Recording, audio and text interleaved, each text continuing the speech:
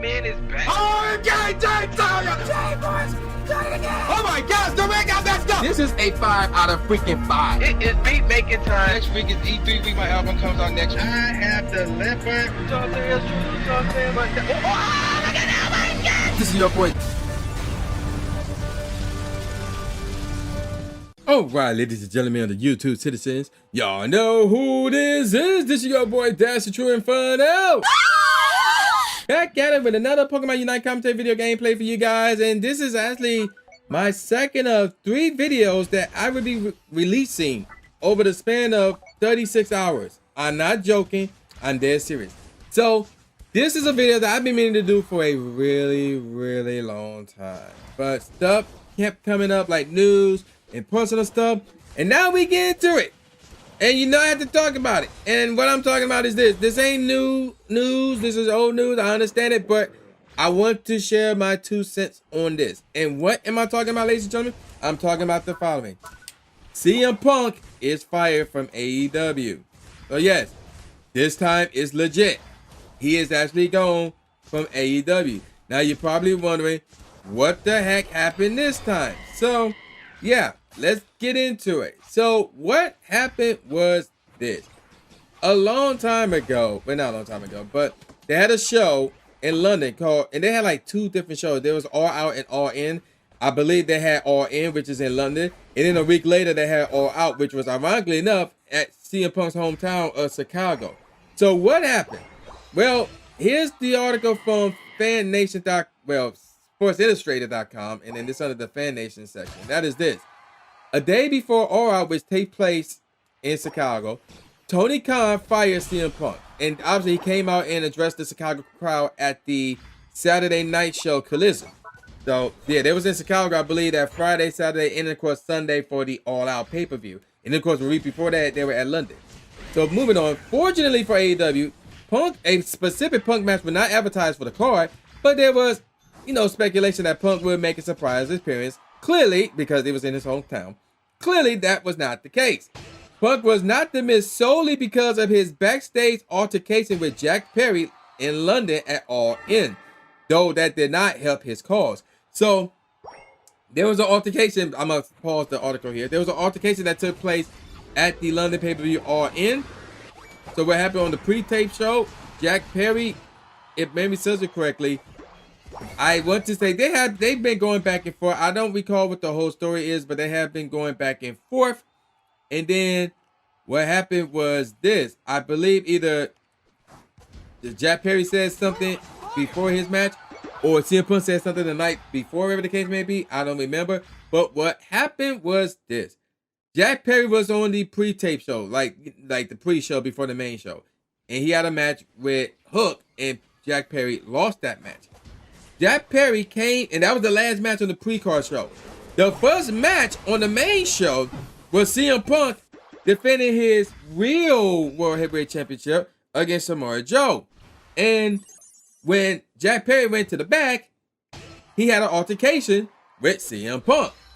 And yeah, that actually happened. And then of course CM Punk went out there, did the match, and then I believe Jack Perry was escorted out the building. CM Punk was also escorted out the building.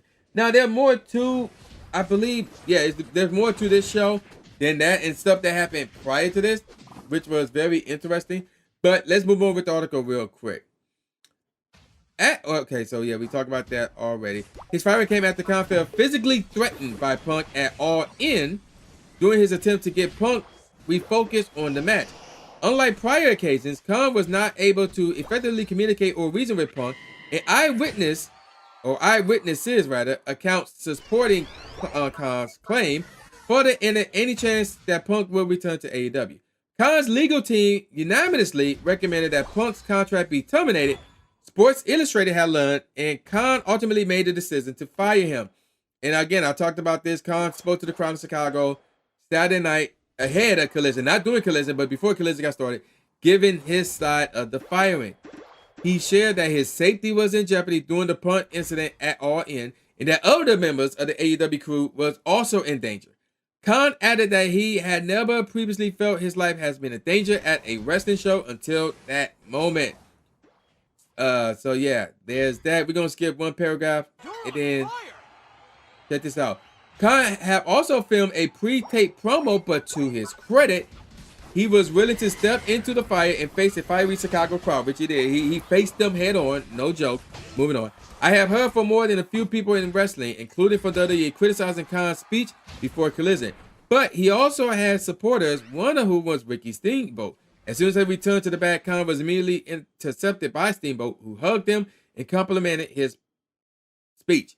Sports Illustrated learned. Steamboat pointed out that Khan turned the majority of boos into cheers, reminding him that it is, oh my gosh, their grammar's terrible on Sports Illustrated, that it is no easy feat in any building. And whether or not people liked it, there's no disputing that it was a very authentic response from Khan. Despite when the Punk was a delayed reaction, with the benefit of hindsight, it should have happened 1 year ago. So now we're talking about the incident involving Hangman, Adam Page, and not the incident. Like, they went at it back and forth with promos and stuff like that. But the one I was talking about was the altercation, the backstage altercation between Punk and I forgot his right-hand man was, and they were going against Omega and the Young Bucks. I talked about that in a video literally like a year ago. So that the link to that video will be in the description box below. So there you go with that. Moving on. Punk was a major selling point with Warner Brothers Discovery for the new Collision show on TNT, but his firing did not come as a shock to WDB CEO, or Warner Brothers Discovery rather, President David Zaslav, Z-A-S-L-A-B, how you pronounce his name, who Sports Illustrated learned was informed of the decision ahead of the company's press release. So, and they did release that, statement on Twitter as well. Punk's presence was always a draw, obviously. His merchandise sales were strong, and they definitely were. And his matches and promos drew interest, obviously.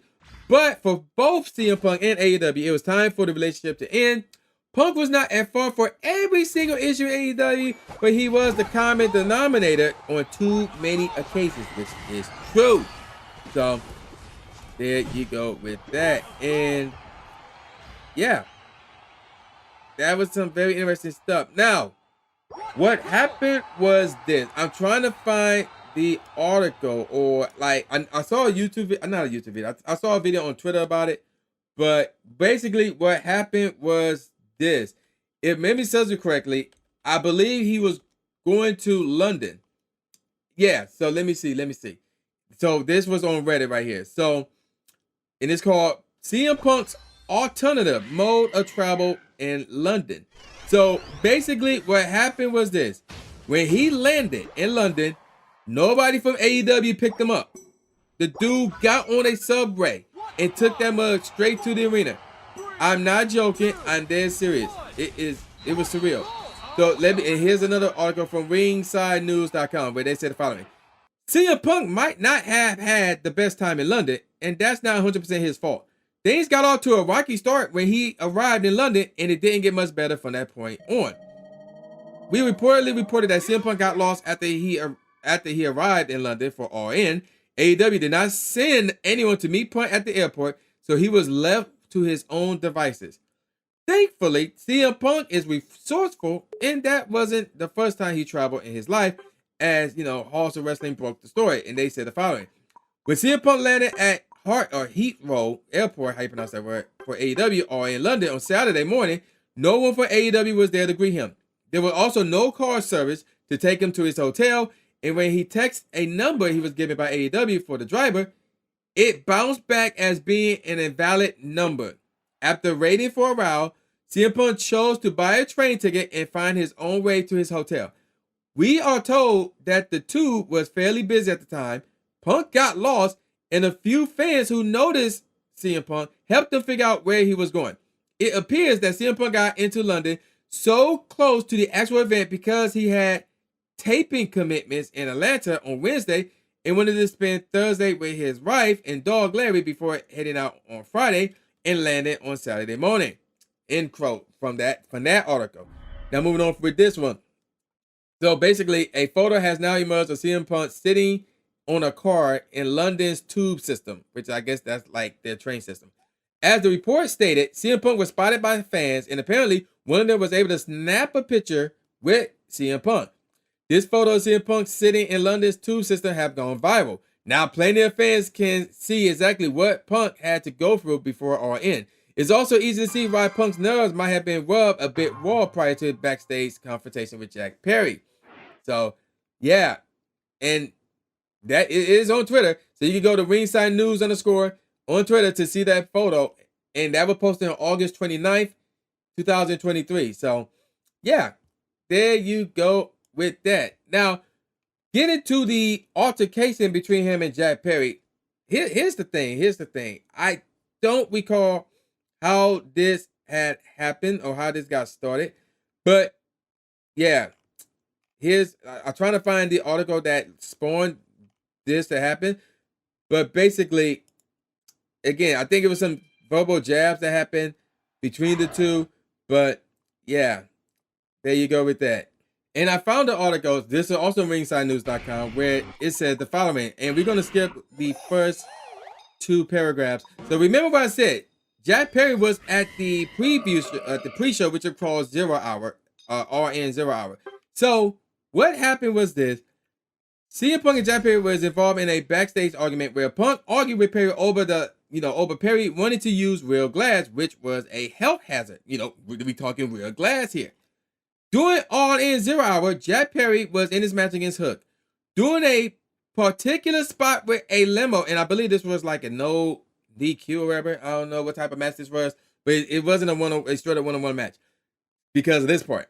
During a particular spot with a limo, Jack Perry turned to the camera and touched the windshield, mentioning that the glass is real, seemingly referencing his backstage argument with CM Punk, where he said the following: "You know what this is right here? Real glass. Go cry me a river."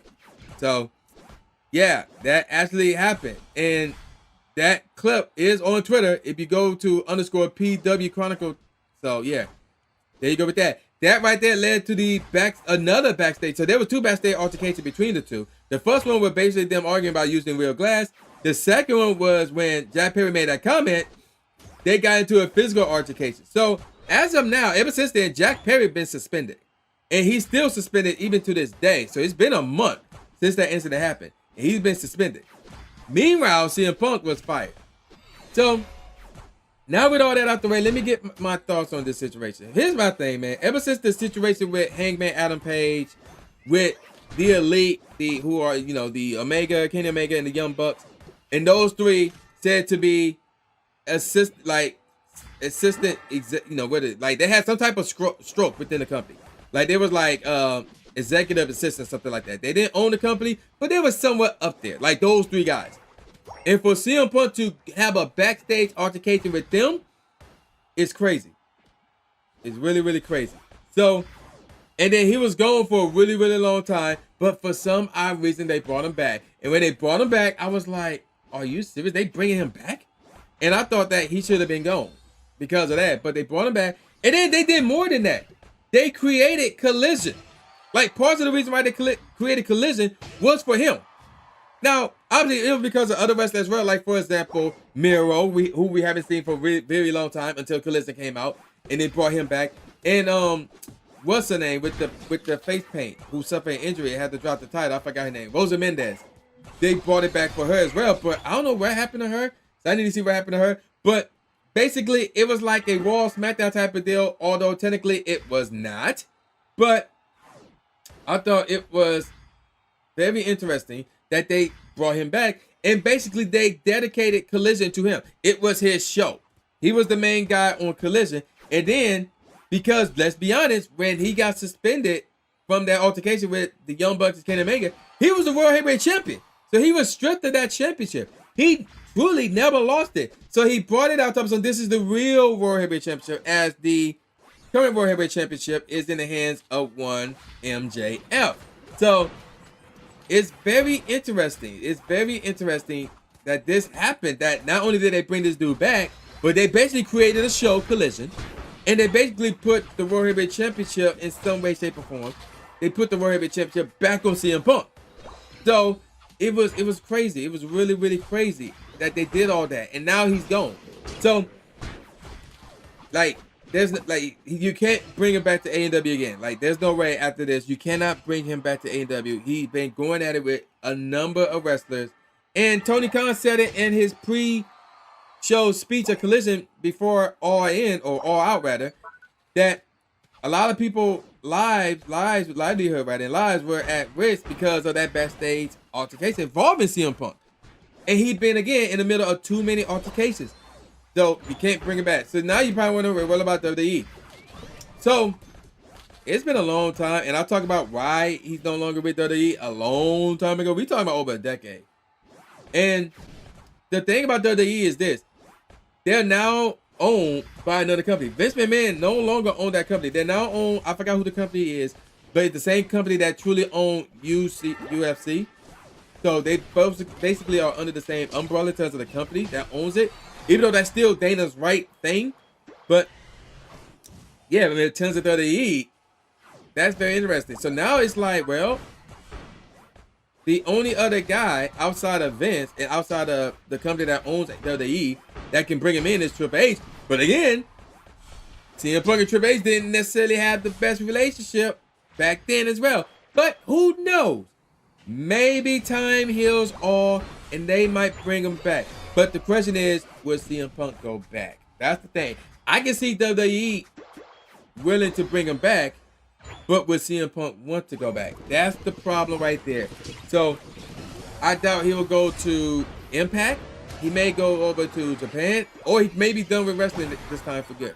So I don't know, but I felt like he should have been brought back to AEW, you know, for that Collision fiasco, and that his time at AEW is done. It's a wrap. It's over. So that's my thoughts on that. I'm gonna call it a wrap. So with all that said, y'all know this is boy New Jack Gatsby, aka New Skin Nate Smith, saying peace out, y'all, and I'll see y'all next time. Yeah.